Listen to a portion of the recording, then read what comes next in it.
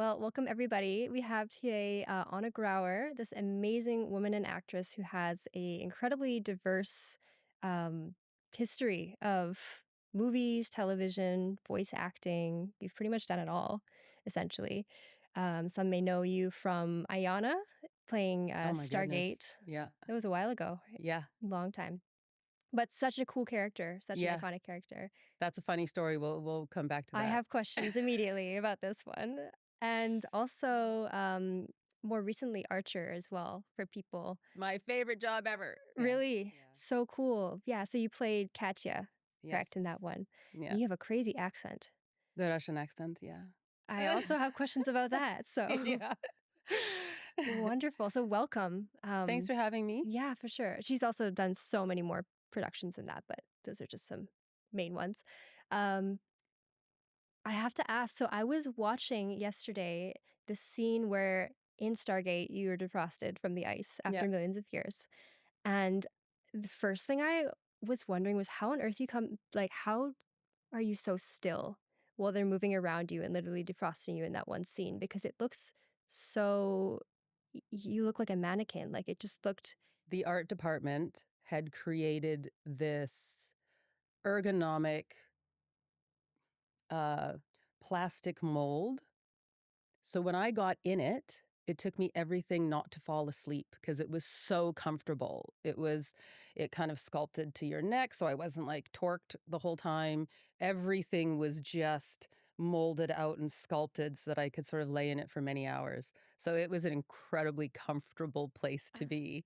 And as they kept going on, and I was like, yeah, I'm good, because it was very peaceful, incredibly peaceful. No way. So that scene took hours. That scene took a long time. The funny thing about that job is it was the first job that I had after having my son. So he was about 5 months old. So I was still breastfeeding. So I was nervous I kept saying, how long am I going to be in here? Because my mom was on set with Kian. And I kept wondering, and all the producers knew. So I was like, you're going to be in here for a while. And I was like, it's okay. But it's like at one point it gets not okay. So that was kind of the funny thing, was dealing with being a new mom and like a breastfeeding mom and in a role that when I first read it and got it, I mistakenly assumed that not having a ton of dialogue would somewhat be easier. And I was like, okay, good. I don't have to like memorize scripts and memorize big scenes, but it was fucking hard. It was a really difficult job to try to emote everything with no words. So interesting. So that was a hard job. It was a fun job. It was hard on many levels. Just kind of being back to work, being no dialogue, which I thought was like, it's going to be so easy. And somewhat of the weight of the role, I kind of knew that it was a pretty big character for the series. Um, and then oddly enough, I went on and did the intro episode for not Andromeda. What was the Stargate, the second series? I don't know why I'm blanking on it now. And then I was in Universe too. I was in the third series. So I played like the wife of one of the main captains. But so when I would go and do conventions, and sometimes it was a Stargate crew, and we'd be doing like panel talks. My joke was that I was the Stargate slut because I had done them all. Oh my goodness, I love that. Yeah. That's so funny. Do you find that you had to, like, what did it take for yourself and your process to get in touch with the character as she barely had any lines? Like, how did you prepare for that role, essentially? Because I'm sure you had to be a lot more intuitively and emotionally tapped in than probably a normal acting role where you can communicate with your voice. 100%. Martin Wood was the director. I'd worked with him before. He's an unbelievable guy. And we had done the normal audition process. So when I got the job, I was like, okay, like they liked what I did. I have to kind of remember what I was going for and what I was feeling. But I think in the audition, I somewhat remember being a little bit more bold, kind of bigger, because in the audition, I think they sort of had a bit of a backstory scene, so it wasn't just what we were doing for the script. So when I got the job, I was kind of doing the preparing of what I did in the audition and kind of getting ready for it. And I got to set, and Martin was like, "Anna, we're so happy to have you here, but I hated what you did in the audition. So this is what we want." And I was like, "You're telling me that now?" Like, it's day one. Like, and that was kind of the process. And then he kind of broke down that he wanted her way more quiet and way more ethereal and more calm and more about figuring out humans. And so it was like this massive adjustment that I sort of somewhat had to come to grips with a bit on the spot. So who did you think Ayana was as you went into the audition? Or what was your I guess in my representation? brain, I saw her a little bit more of a potential kind of fighter warrior, somebody in like within her peoples that was a very strong person, that was a very, um, I guess, just more of a fighter or something. Somebody that would have been really strong and really fierce. Kind of hate that word just because of how it's depicted in like whatever It's used society a now. lot. Yeah, it's like Yeah. you're so fierce. That's not what I was implying. Definitely not, It's no. like that she was just more of a bit more of a warrior or something. So having to do the adjustment a bit on the spot and going, oh no, she's like she can be that, but it's all about the the calmness of the passion within her or something. Right. So that's how it was played for the show, but that was an interesting adjustment to sort of make on the day. Because you can sense that she is a warrior. You can still see the strength that you evoke from you know watching the character, but also then her history of literally being frozen for a million years Yeah, plus, right? yeah, So you yeah, would obviously just be so much more quiet and like, what is this? What's happening? yeah. Yeah. So it's cool that you were actually able to. I could see that you still had that energy, but from a much more subtle place, Mhm, which is really cool. mhm. Yeah. Yeah. Really sweet character. That was a great show. Really, really It was a cool. really beautiful experience, that hmm whole thing. What do you have like any favorite moments or something you like think back to when you think of like that show and you're just like, "Ah," like Well, like I said before, it was a little bit um back and forth with the having a baby. I'd never been on set and like, right. do I have 20 minutes to go breastfeed? And like my mom's there and wardrobes watching like one side fill up and the other side. They're like, so that was a bit distracting, Yeah. but really incredible too. It was kind of a really powerful moment for me as a new mom to be like, I can still work in this industry because I think as women, we all kind of fear that, becoming a mother, like society still, it's adjusting still to where we land when we become moms. Mm. And so that was a bit of a fear of mine. And then I think even having my son kind of gave this new sense of power to me for sure. I actually just became a grandmother too, and it's given me an extra layer Oh of my like, holy goodness. fuck, like Congratulations. I feel so in my feminine power or something. It's like my son had a son. It's a pretty big moment. I can only imagine. Yeah. Yeah. Yeah, Yeah. yeah. That's so crazy. Well, you're the best, freshest looking grandmother. I I know. didn't think I'd be a grandma before 50, but here we are. Well, what a blessing though, It's Yeah. it's like all these magical things that people wait for, sometimes for their whole lives. Like I know mothers, so many mothers want to become grandmothers, and you're just Well, I it's all started young. happening I so was soon. pregnant with Keen at 25, had him at 26, and he's 23. So the numbers add up. Yeah. But I Yeah. didn't think. So I was a young mom and now I'm a young grandma. But it's another good thing. It's like I all the stuff that I'm going to be able to do with him because I am still fairly young as a grandmother. So Totally. yeah, it's a whole new layer to You could still go hiking when you're like 75 and yeah. have the whole family with you. Although I have been sort of back to the gym a lot because I'm like, I got to get strong for this kid. Mm, Like I have back issues and I'm like, I can't be the grandma that's like, I can't pick you up. Sorry. So I'm like right. trying to just get strong for him. That's good. Yeah. Yeah, yeah. I mean, it's like that quote, like if you don't use it, you lose it, right? So if Yes. you stand around or you're just, your body adapts to what you're doing, Yeah. right? So if it's like, oh, we need to lift more weight, we're going to get stronger. And like Yeah. that is totally the same I was story. doing baby. I was laughing about my workout now, though, because I was doing like 12-pound like baby bench presses because I'd be like up, down. And I was like, oh, I can kind of feel it. I was Two like, birds with one maybe stone. You're he's just he's going to be the weights for me.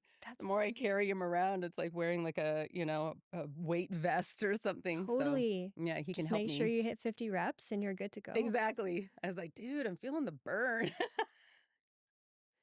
If it works, it works. You Yeah. know, you don't have to be at the gym. Yeah. That's amazing. Cool. Switching gears a little bit here, because we did mention Archer as well, and then we'll get a little bit more into like kind of tips, tricks, or whatever for like actors, potential actors that want to get into it. But how did you develop the voice for Katya? Have you always like had that kind of within you, or was it something that you really had to tap into? And then like, what No. was the audition like? I got the And job because the story goes, the creators of the show this is the story that I had heard. The creators of the show were in this hotel room and this Canadian BC show Intelligence was on. And in that show, I play a Russian madam. And they were talking about, apparently they were discussing this Katya character. She was always going to be a Russian KGB agent. For whatever reason, this show was on in the States and they had heard me play the character and they're like, whose voice is that? So they contacted my agent and said, we're looking for Ona Grauer. We heard a clip of her voice on this one particular show doing a Russian accent. We have this animated series. One of the characters is a Russian KGB agent. So when Trina, my agent, called me and she's like, I just got the weirdest call, dude. Call from the States. There's this new series. It was new, so nobody had really seen it yet because I come in at the very end, I think, of first season.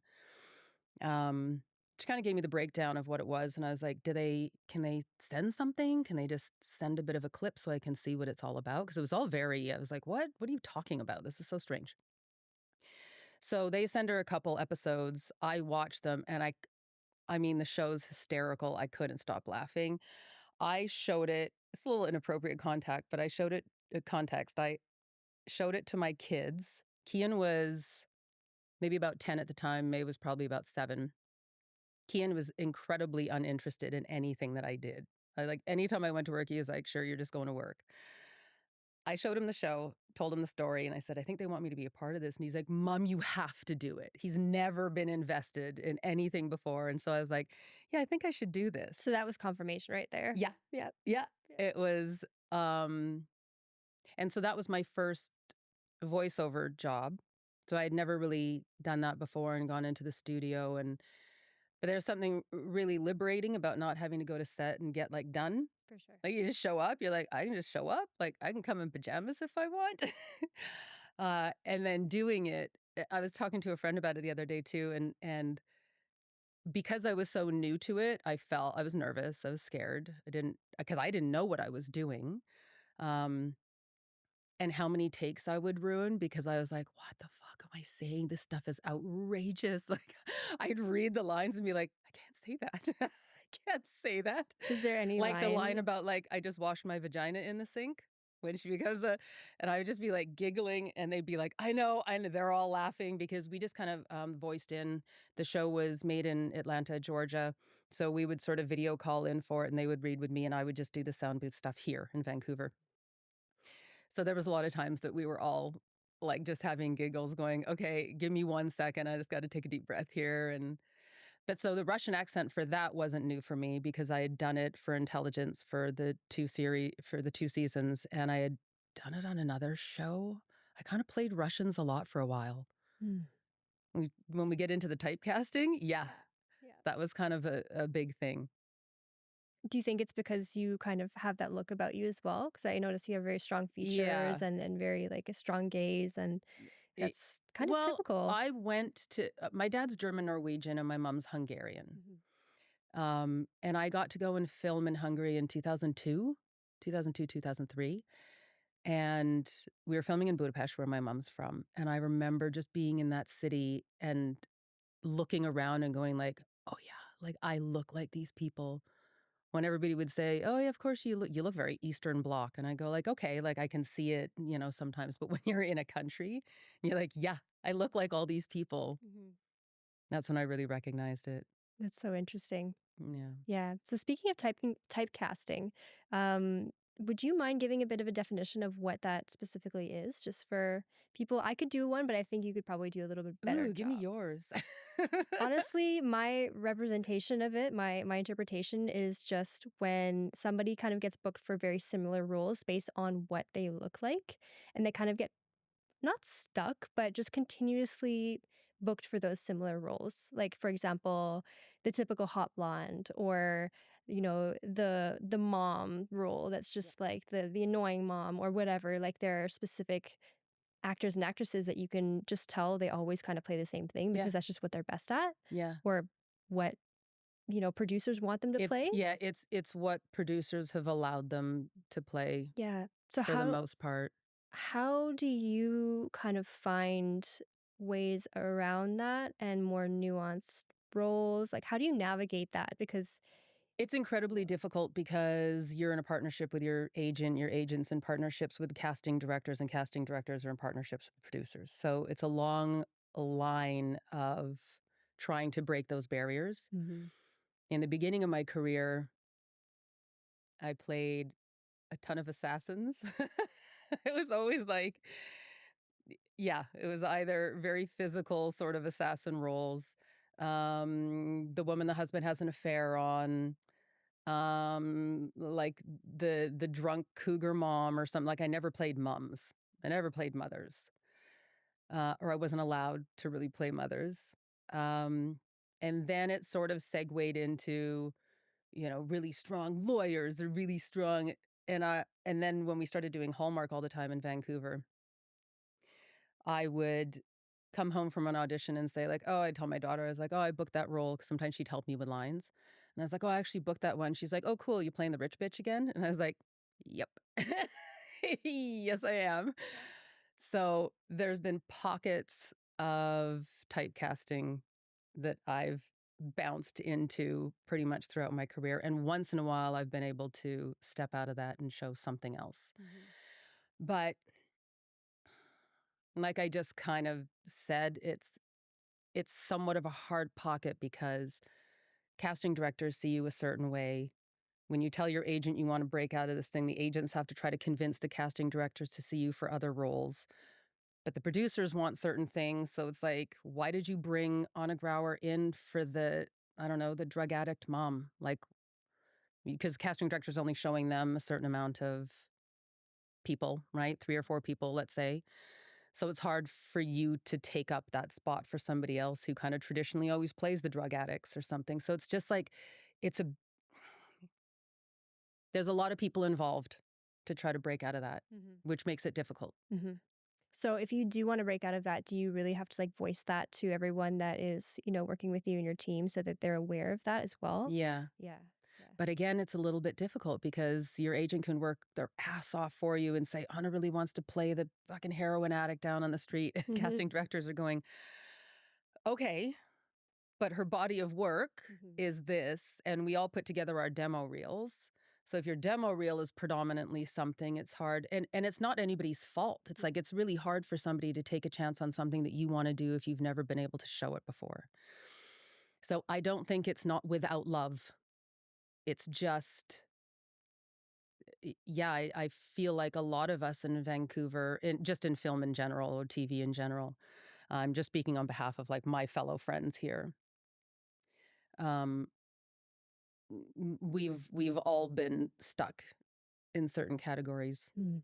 for a while, and once in a while, like I remember I did a Hallmark movie one time. It was Catherine Matheson and Mira Sorvino, and I finally got to play. It was the same sort of the ex-girlfriend in town and the new girl comes in. So I've always played the ex-girlfriend Mm. that's like kind of the saucy bitch that is like trying to like romance him back into my life. And Right. this one, she was just a little bit off the cuff, a little bit quirky and a little bit like goofy and silly. And I hadn't been allowed to do that before. And that was one of my favorite experiences Oh, cool. because I got to go and just be kind of like offbeat and kind of strange. Like she was still like, yeah, I don't know, like the pretty ex-girlfriend or whatever, but she was just fucking wacky. She's just a little bit off.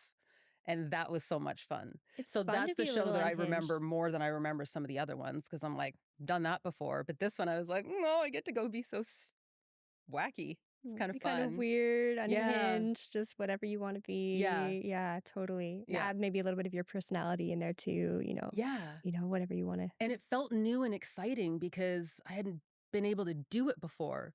So I kind of felt a little bit more exhilarating going to that job because I'd read what we got to do for the day and it was kind of like, oh my God, I get to do this scene. This scene's going to be so much fun. Whereas like sometimes you just get locked into kind of going, yeah, like I've said these words before. I've done this before. And it becomes kind of monotonous, I guess.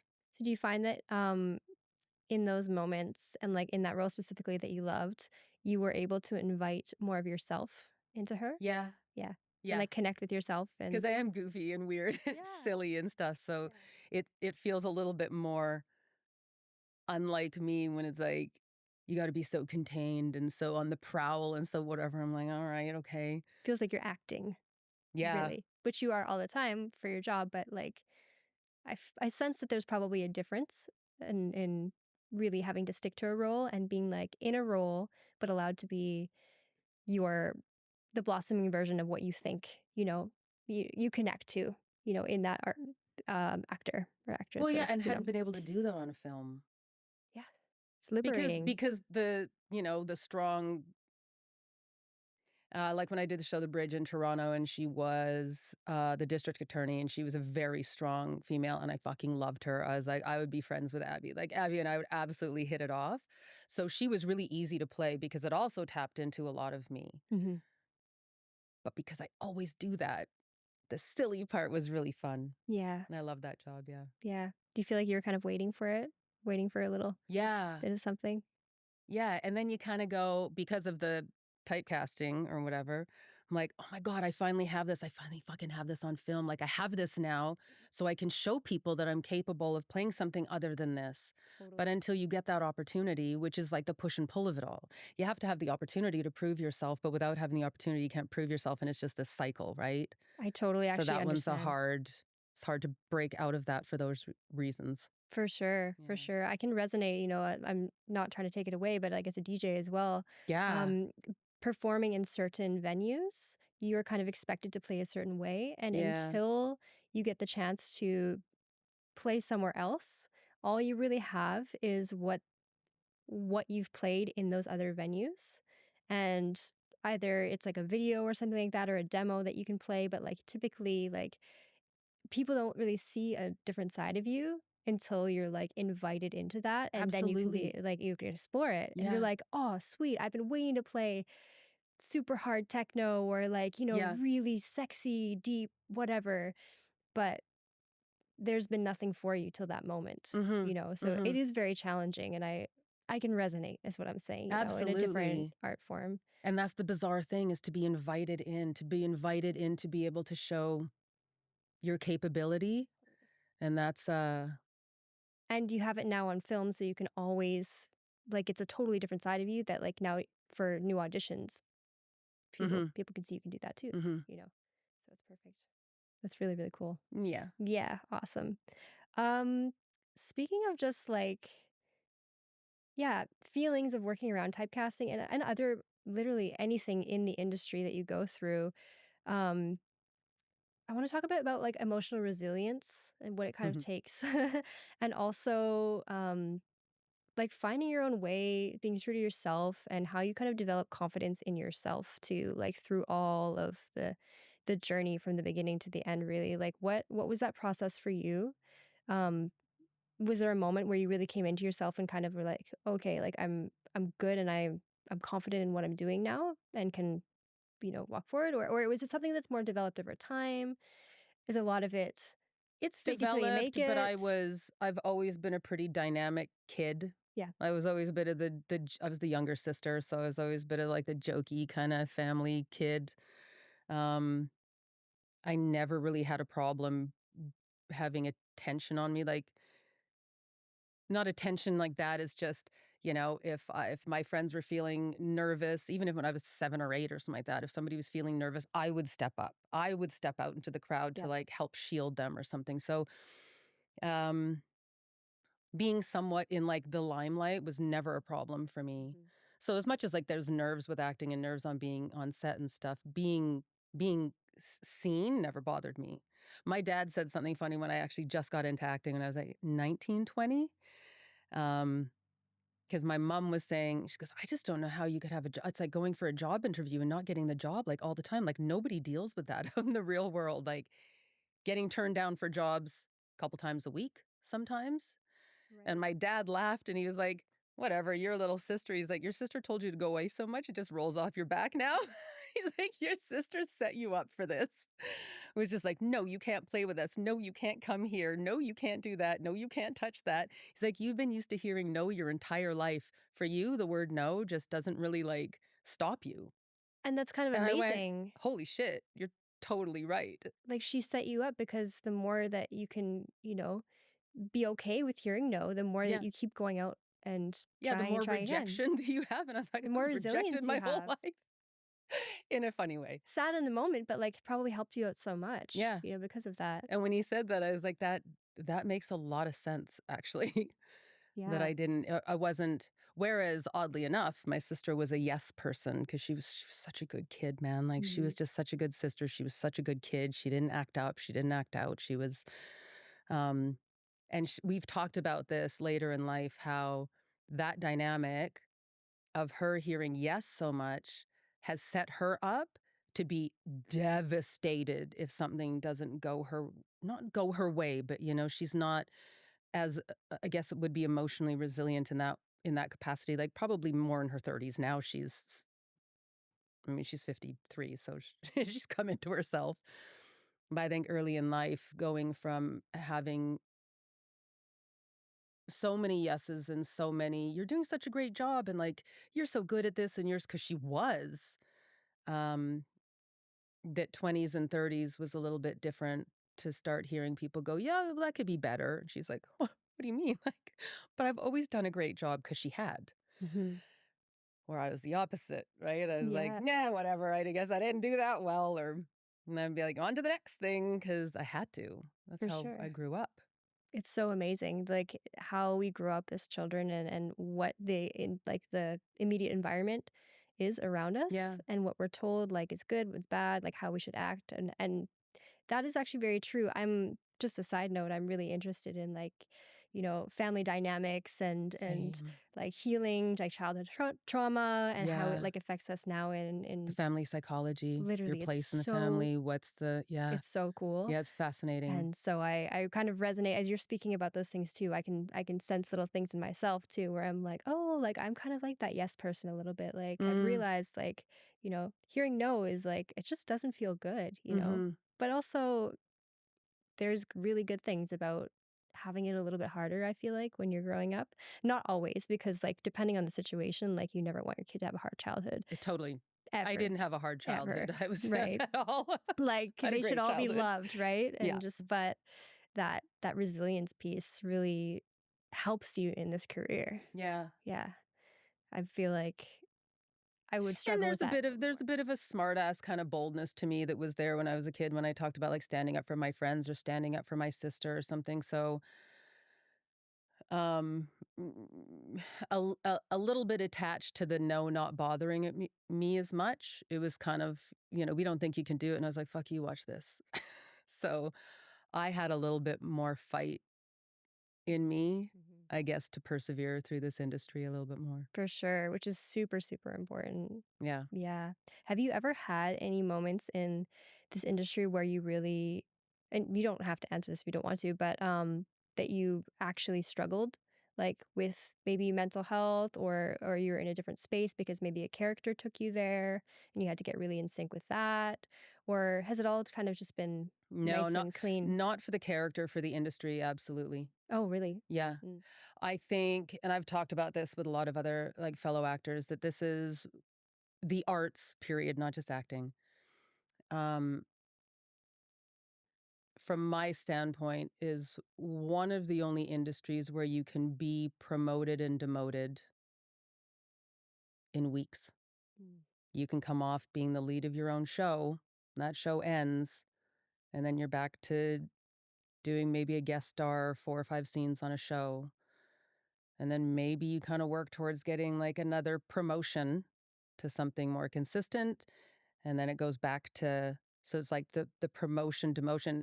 It's like, and there's a part of artists that are sort of told to just be so thankful all the time. You're doing your art, you're living your passion. And it's fucking bullshit when you're an adult and you're paying bills.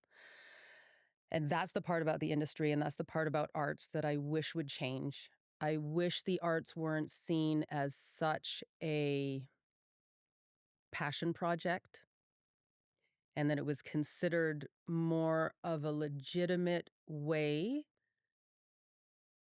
to adult, to pay your rent, to want job security, to I just hear it so often that we're supposed to just be thankful for whatever scraps are thrown at us. And meanwhile, everybody's panicking, going like, okay, 2 days on this show, even at, we don't have to get into it, but the pay rate sometimes between it's it's all flipped upside down. But even when I was first starting out, if you did a guest star on a show and you were top of show, you got paid the same episode rate as the stars. So a guest star could be like 30 grand, 20 grand or something. Guest stars in Vancouver, sometimes they'll bring you in, you'll shoot everything in a day, and you're lucky if you walk with like 5 grand if you're not on a bigger contract. Um, and so there again, it's like if you complain about it, people are like, well, you're living your passion. And it's like, fuck you. Like I can barely pay my rent. That's not fair. It's not fair to tell a grown woman that she should just be thankful for these opportunities. And I think that's a lot of the thing in this industry that pisses me off the most. And it's not just for me, it's for all of my fellow actors too. Just this idea that we're just supposed to be so grateful all the time, and that, trying to figure out how to pay bills when you're raising families and stuff isn't valid. That you're not being grateful if you're like, I don't want to fucking do 2 days. It's not making enough money. And people look at that as though you're being arrogant or something, or that you deserve something. But Mhm. it's like, this is life, man. Like, this is life. For sure. It's And not all not these just about tap jobs. dancing your way through and just being like, I'm so thankful for it. I just think it's unrealistic expectation for people. Definitely. And unlike regular work, regular is in like a 9 to 5, Yeah, like it's not guaranteed, totally. right? So you have all these gaps in time where Yeah. maybe for a day or a week, it's like you're getting paid 5 grand, 30 grand, whatever. But then you have all this time in Yeah. between. Because And then you finish the so, job and you're like, I might not work for 4 months. How do I exactly. make this last? So it seems maybe to the outside world like, wow, you're doing something so fun and you're really in your project and like, but it really, isn't as easy, No, it's you not. know? And I will also add that I don't think the arts is like all that precious. Like growing up, my father was a carpenter contractor. So he was in the same position as me, really. All contract work is, right? It's like you build a house and then you're like, shit, the house is done. I don't know. I guess I'm going to go and you'd have to do bids on other houses. And sometimes he'd be outbid and sometimes he'd get the project. So I also want to be very clear that I don't think that the arts is so special or something, that there's also, this is another industry, which is contract work. Um, but there is something about the arts that people, I think if you heard a carpenter complain about the inconsistency of contract work and not being able, getting outbid, losing a job, there'd be more compassion. And I feel like there's not as much compassion for artists Mm, when they feel a little bit beaten down by the inconsistency. for sure. Do you think that it has anything to do with people's perception of the arts being like a maturity rating Yeah, in a way? yeah. I went through that. I remember being, I was probably about 43, and I was just done. I was like, I'm so done with this. I felt immature. I was like, I've got kids to raise and bills to pay. Like, I can't just walk in and tap dance for people every couple weeks and hope to, like, I was like, what am I doing? Like, feel like how, when am I going to grow up? But that's part of the view of it, I think, is that how long are you going to keep trying this? But Hmm. people don't say that to other contract workers. If you're a welder, Nobody goes, he hasn't welded in a while. Like, I wonder when he's going to stop, like give up on his dreams or whatever. So there is, I just think it's a lack of compassion. It's a lack of compassion for just contract workers. That's what we do in the arts. You're a contract worker a lot of the times. For sure. For sure. I can see that. I sometimes think the same thing as a Yeah. DJ as well. Like Yeah. I'm like checking my age and I'm like, really? Like what am I doing? Like this is obviously something I'm passionate about and I work really hard and it's worth it and it pays off. But then there's all these gaps and then Yeah. same thing really. I think with all artists, it's really hard to like there's that line between like or the concern of like the starving artist, right? Mm-hmm. And like trying to be professional and have a regular life like everyone else and still accomplish your dreams and have a family maybe or like whatever else you want to do. But it's like, But it's there very, again, if somebody goes to school and gets their teaching certificate and then they start out, my sister's a teacher in Toronto, and say they're substitute teaching for a while, everybody's really proud of them. They're like, well, she's in the door and maybe she'll get that position. They never say maybe she should just give up on being a teacher because she's kind of only got inconsistent work right now. And I know she's just waiting to get that one slot in the, in the school system, but who knows when it'll work. And that's what I'm talking about, the mentality kind of, definitely. that if you're in the arts, you're supposed to give that up and do something more adult, whatever. Mm-hmm. But then there's all these other careers that are somewhat the same, but they don't have the same lack of compassion when they're in between jobs. Totally. Like it's seen kind of above in a way. Yeah. Or more respected or more needed maybe. Maybe Well, yeah, that's a because thing it's too. the certificate of schooling too. Of course. That is like even, at 25 years of acting, someone's still say to somebody, when are they going to give that up and get a real job? You're like, I fucking did it for 25 years. Tell me somebody else that's done something for 25 years and has successfully worked and bought houses and, but there's still just that underlying thing that can just get into you going like, what am I doing? Totally. So- Totally. It's like the legitimacy factor. The legitimacy factor. Mm-hmm. Yeah. But it's just a perception Yeah. of But society. It whittles away and it gets in you. Oh, I feel it too. Yeah. Sometimes. Yeah. Yeah.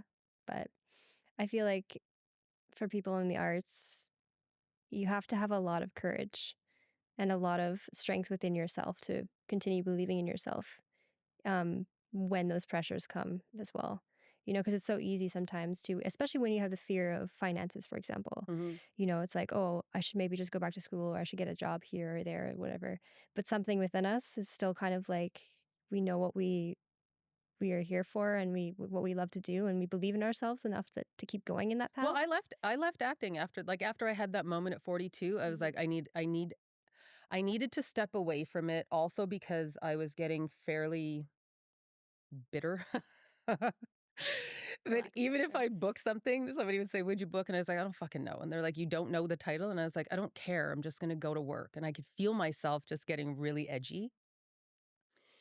So I stepped away for a bit and I actually went and just worked in a restaurant. I asked some friends of mine own this restaurant in Kitts and I was like laughing with them. I said, I need to get away from this. I just need a Joe job or something. And they're like, come work with us. And I went, are you serious?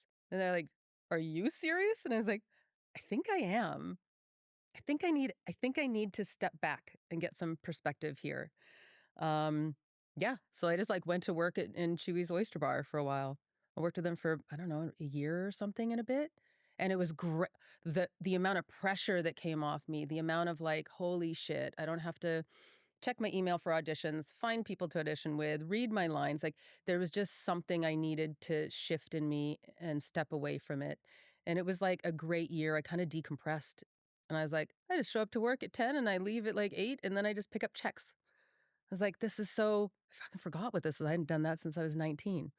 And I was like, okay, I needed this perspective. I really needed to mentally step away from that. Mm-hmm. And then I started coaching because I've been coaching on set with the kids. I've been working with the young actors for 5 years. Right. You have your own business, right? Yeah. Called On a Set. Yeah. That's really creative. Yeah. I love the name, by the way. Yeah. Shout out to a cool. girlfriend of mine for that. Yeah. Really? Yeah, Lisa. Really? I was going through names and stuff and I was like, I don't know what it was. And she's like, just simplify it to On a Set. And I was like, dang, girl. I was like, That's I think fire. that's it. That's I the think one. that's it. So yeah, I've been doing that for 5 years, and Amazing. Now, that's been my favorite. is it one-on-one or are you working with groups or I'm usually what's the working with the dynamic cast there? on a show. So Oh, cool, cool. Netflix will hire me and I'll go work on a Netflix movie with all of the young cast. So I'll be there for the duration with them. So I get there in the morning and I read their lines with them and I go through their scenes with them and I help them find the nuances, and I'll work with the directors and say, like, how are you guys feeling? And they say, can you work with so and so in this one scene? I don't feel like they're getting it. And then we'll get to set. Um, and that'll happen as well. They'll kind of come over and just say, like, can you just, she needs a little bit of something here. And so being the bridge between sometimes the producing, directing, and the kids is, it's really fun. I don't know. I always say to people, I feel like I'm in service in this job. I feel like at the end of every day, there's something that I've done to help somebody. It's not so self-serving. Acting, I feel like, is very self-serving. When I say that to people, they're like, what do you mean? Like, people love movies and television. I said, I know that once the product is out, that people are enjoying it. But to get there, it's very self-serving. Mhm. It's so much about how does what do I don't know. And that's always been my most uncomfortable thing with acting is I'm not a very self-centered person, so that aspect of my job was uncomfortable. Totally. And I mean everything to get up to the point where you're speaking your lines in front of a camera, like it's you in your world and you have to work on your character, you're reading the lines, like it's all kind of you the Yeah. whole way through. Yeah. And so you can't escape that Yeah. because you just have a job to do Yeah. and you have to get your work done and show up ready to go. So it makes sense, right?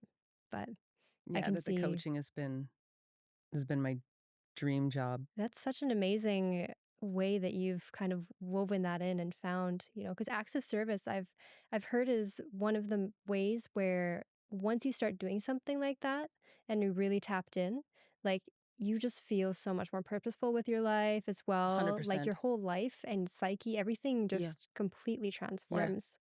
You find that thing and it's all about acts of service, really. Yeah. I think that's a big powerful thing that people can Yeah, and tap I look into. forward to every day because when I look at maybe what we're doing that day and I go, "Oh my god, okay, I'm excited about this scene because I really want to work with so and so and I really want them to find the funny in this. I really want them to find the drama in this." And it does, like you just said the word purpose. It's like I feel purpose in going to work every day because I see what needs to be done and I feel like I can help.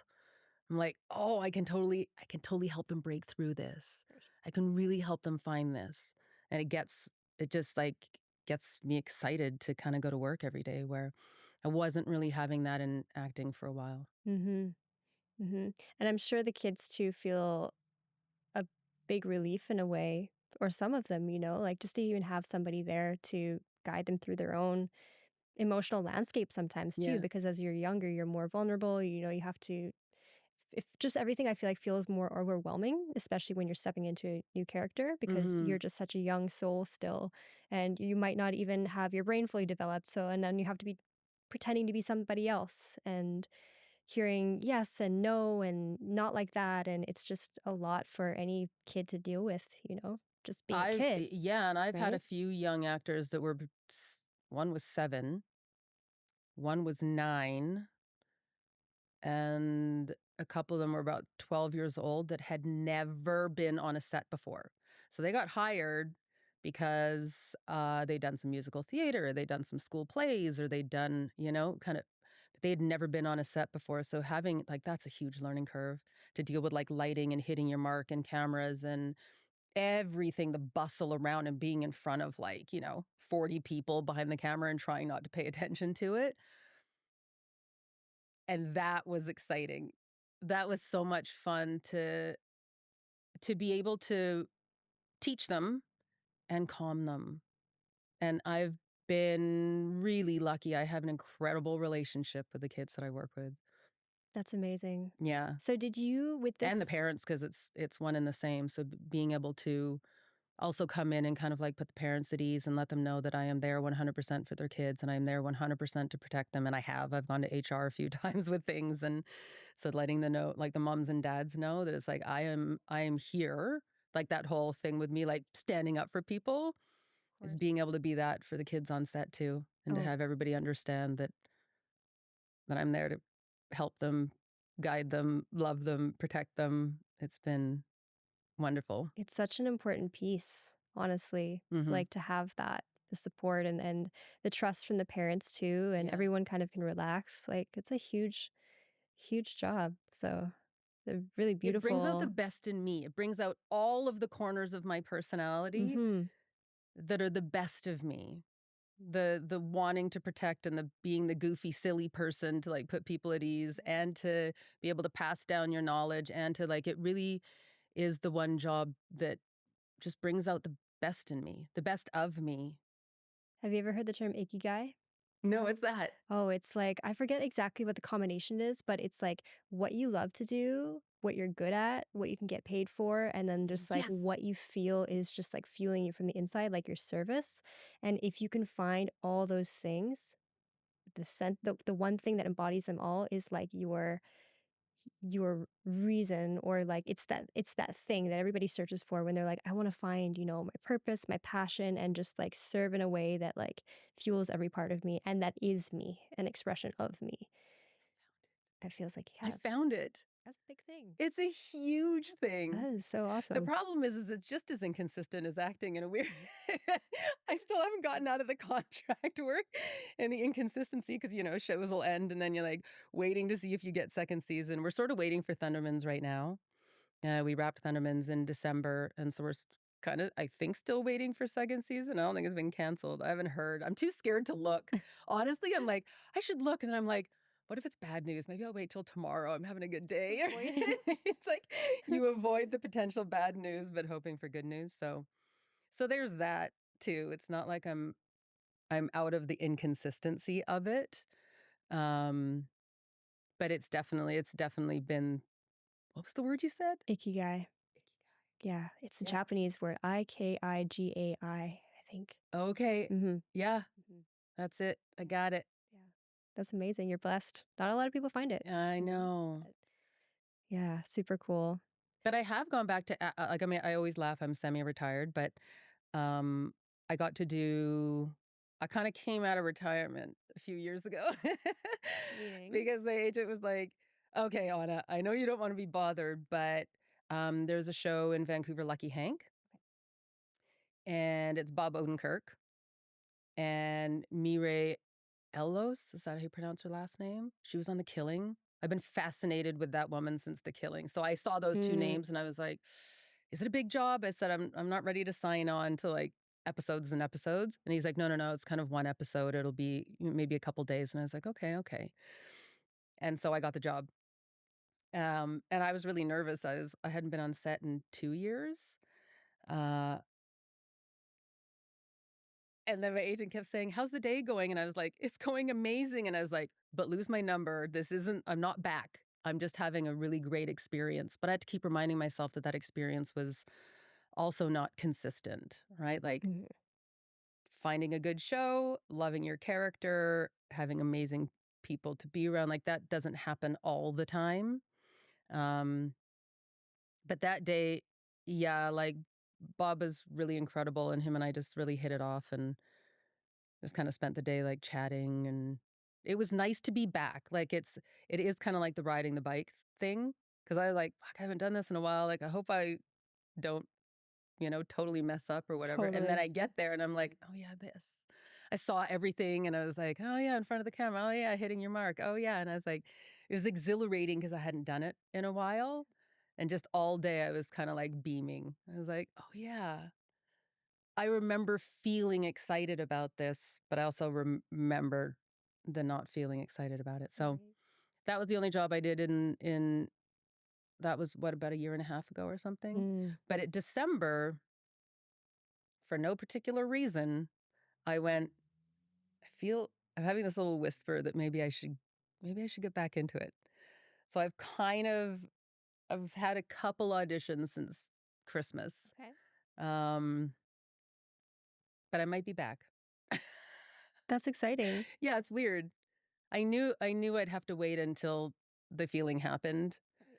because every time Harrison would call me, I'd be like, "Go wait," and he'd be like, "Come on." So we'll see.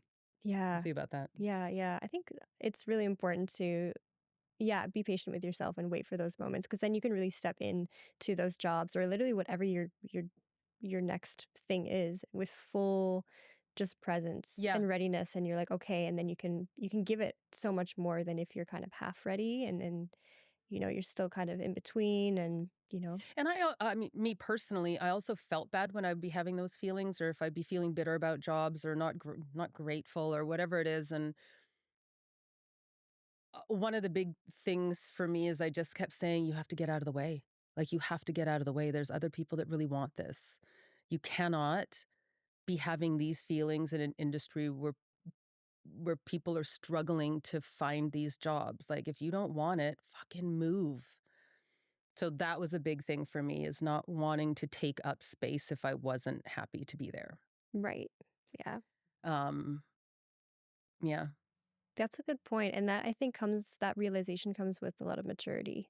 Like that is kind of like maturing, is realizing you don't need to always, just fight and do the same thing because of what everybody else thinks, Yeah. about it. And just literally like having that awareness to be like, look, other people want this. Wild. Switching gears a little bit, I wanted to know if when you've played characters, like which characters you found maybe most of yourself in, or as you're exploring different characters, do you find that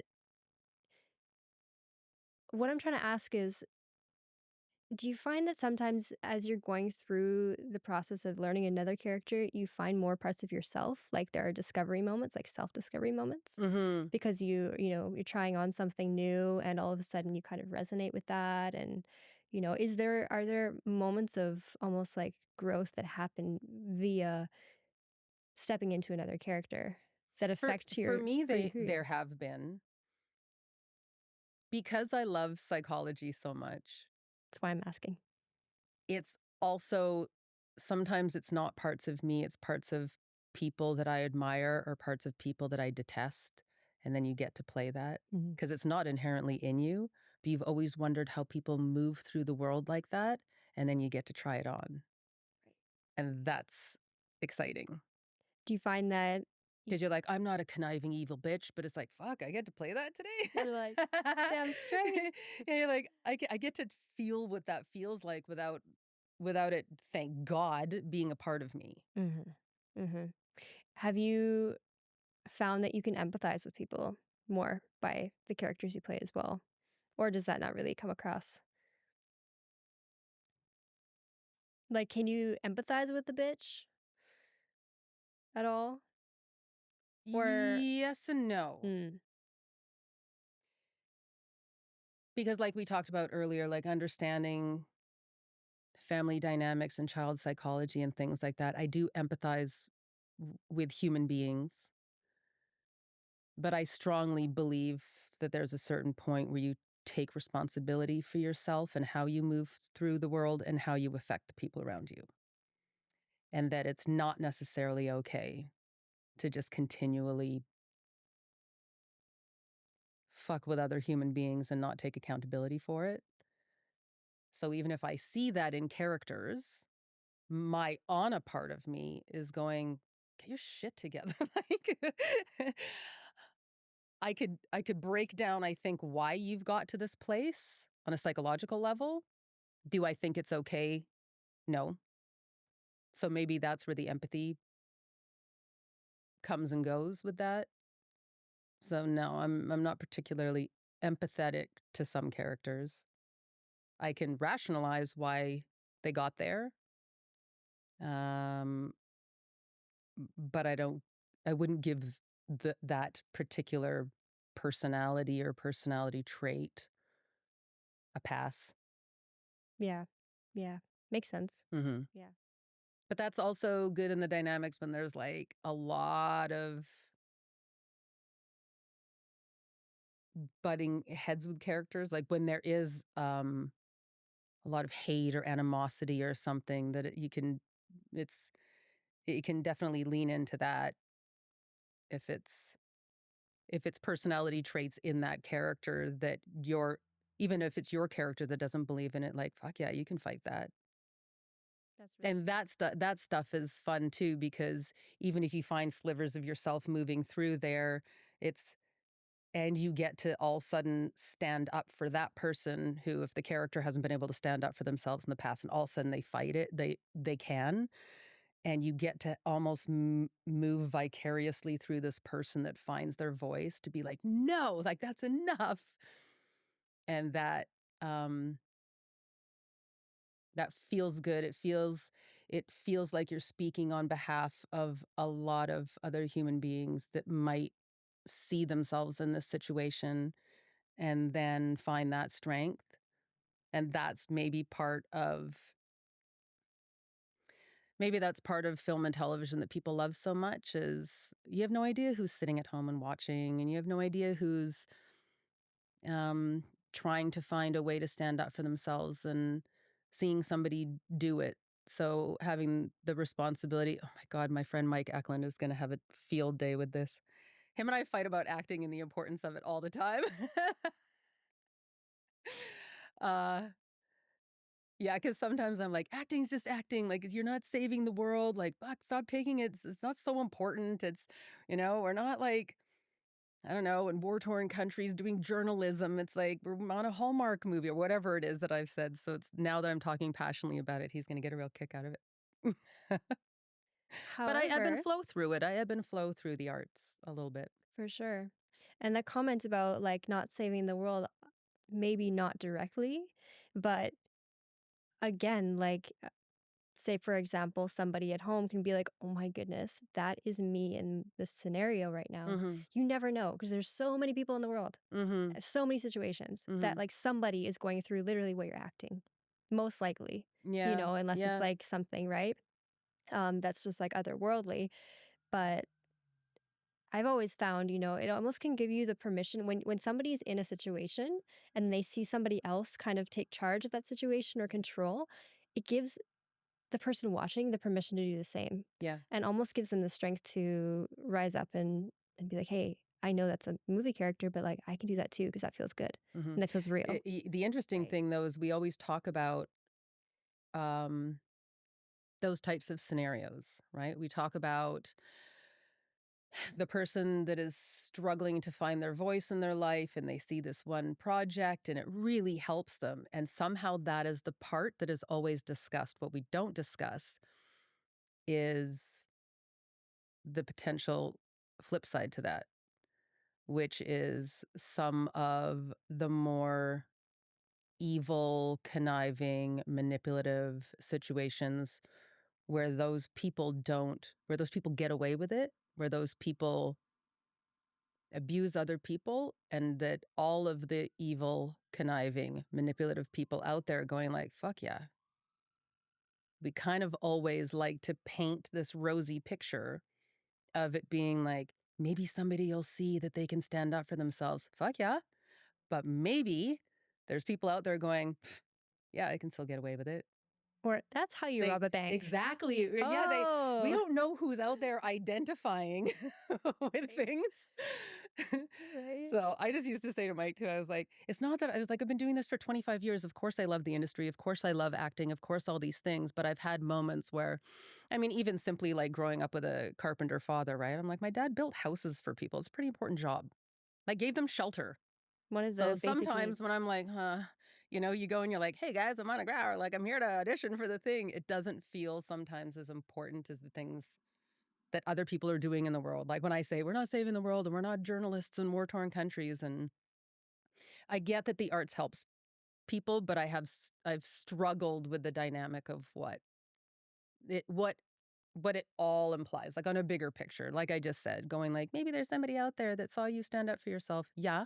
Maybe there's somebody out there that's like, that's how you fucking murder somebody. Like, that movie just showed me how to like drag a woman down an alley. And like, so That's I think we have possible. to Yep. just put it into context a little bit, a bit of a broader picture. For sure. For sure. Yeah. Important to remove the rose colored Yeah. glasses. Yeah.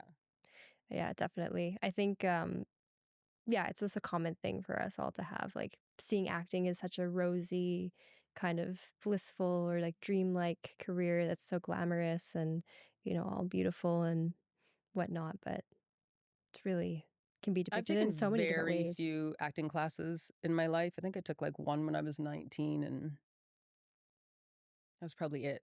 One or two, really early on. But I do remember one acting teacher was one of the first things that he said to like this group of kids. Most of us were just starting out, didn't know what we were doing. He's like, the most important thing you need to ask yourself right now is, do you want to be an actor or do you want to be a movie star?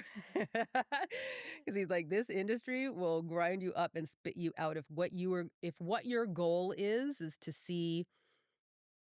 to walk the red cart. Like if what you're visualizing is you being famous, dude, that's like 3% of what this job is. The rest is getting up early, getting to set, working in the rain,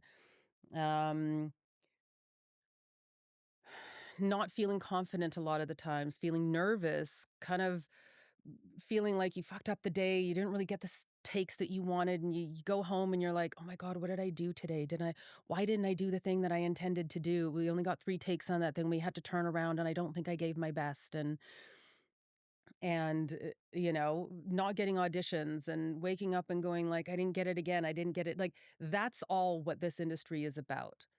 And it's not just, if all you see is wanting to see your name in lights, and we're all convinced that actors are like the most important thing in a film production, and that's so bizarre too, is when you say, oh, there's this new movie with like George Clooney and Julia Roberts. Every time I just see that and go, oh my God, and the lighting department and the camera department and the greens department and the wardrobe department and the makeup department and just how many people it takes Right. to make something, to really make something. Mm-hmm. And that's why I was like, I value the crew so much.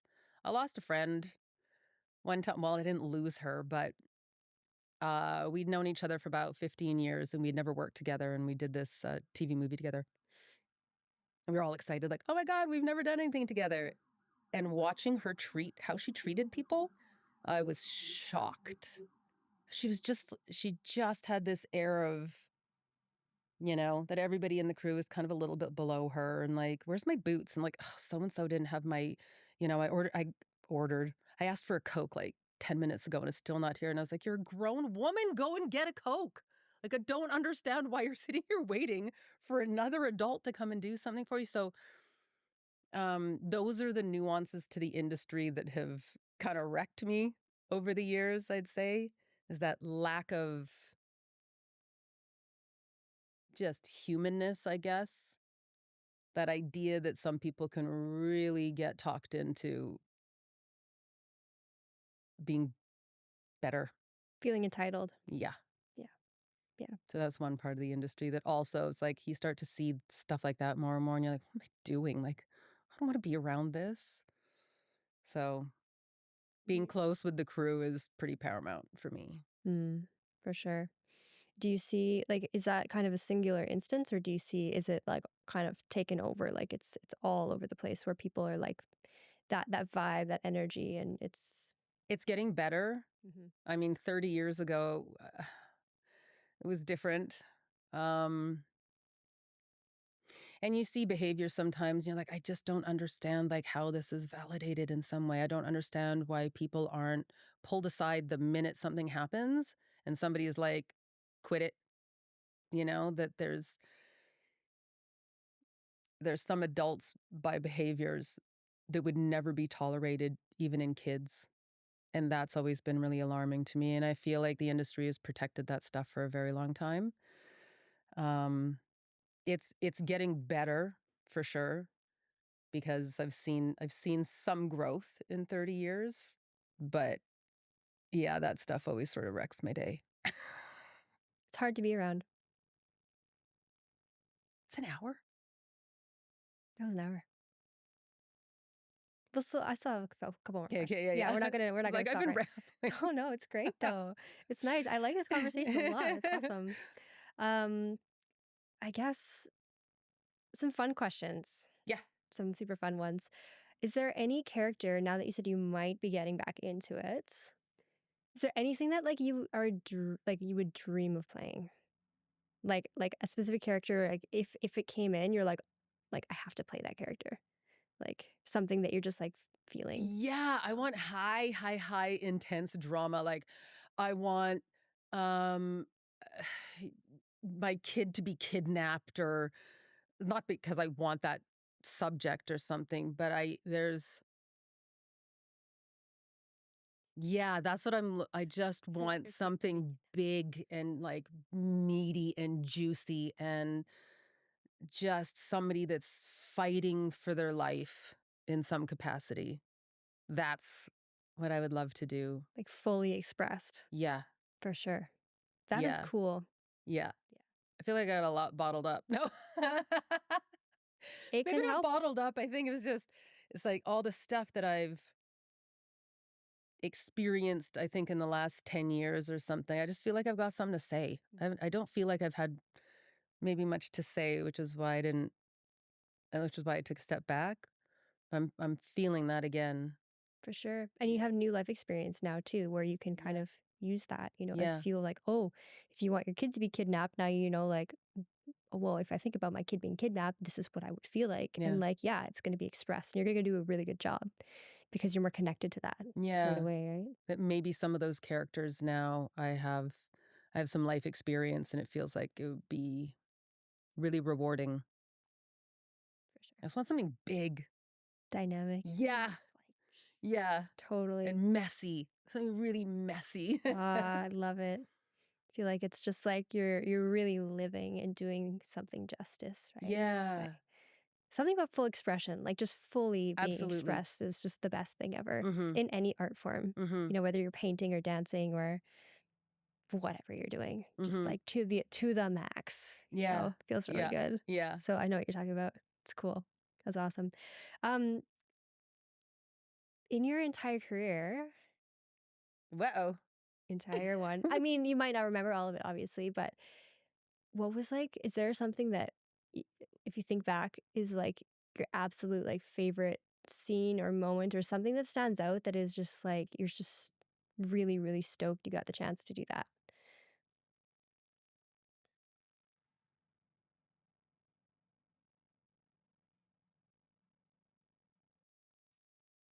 That show that I did, the bridge, in Toronto, there was a lot there was a lot in that show that I got to explore. There was just like all of us had such big sort of character arcs throughout the first season, and Abby, the one that I said, I was like, "Oh my god, we'd hang out for sure." Uh, that show had a lot of nuances in it throughout the episodes that felt really good. But I would say it was the entire season of that show. Um, that was just kind of there really wasn't a day that I didn't want to go and do that. It's very rare. It's pretty rare Mm-hmm. for me. You find that most days are kind of up and down and all over the map. Yeah, I mean, sometimes, you read the episodes and you're like, "Huh, okay, okay. Yeah. Something," It's work. or yeah. Um, Intelligence was another show that I just absolutely loved. We all loved that show. There's like 7 of us that are still really good friends from that show. Um, and there's been, yeah, I guess like, when I said that one Hallmark movie where I got to be goofy and silly, that was really fun. Totally. There's been some like fight scenes that I loved doing. I had to shoot lots of guns in my assassin days, Fun. which was kind of wild. Uh, yeah, it's interesting to look back and see some of the shows. I forget what I've done. Like if I go through my IMDb, I'm like, oh yeah, I forgot about that one. And I was like, that was pretty fun too. So, Really, really cool. mm-hmm. Yeah, yeah. Nice. And just wrapping it up, one more for you. If you could make a film about your life representing who you are as Anna, but like Anna is this character, like what would the film be about? Like how would you direct it and Oh my goodness. like Oh my goodness.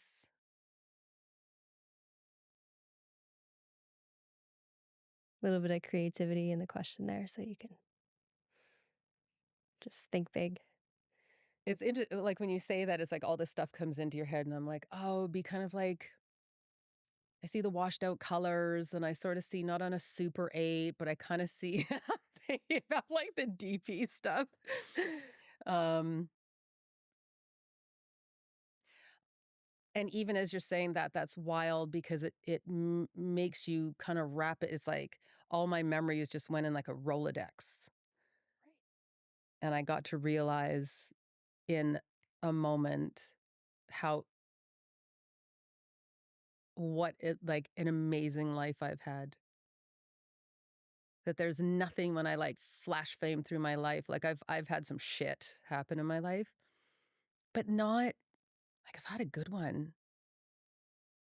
I don't know how I would film it because it'd be Maybe there's a Rolodex involved in the filming. yeah, I Who know. knows? And I'm like, that's how it would just be like images and images. But yeah, I just kind of saw visually how it would be. I've been fortunate. I've had a wonderful life.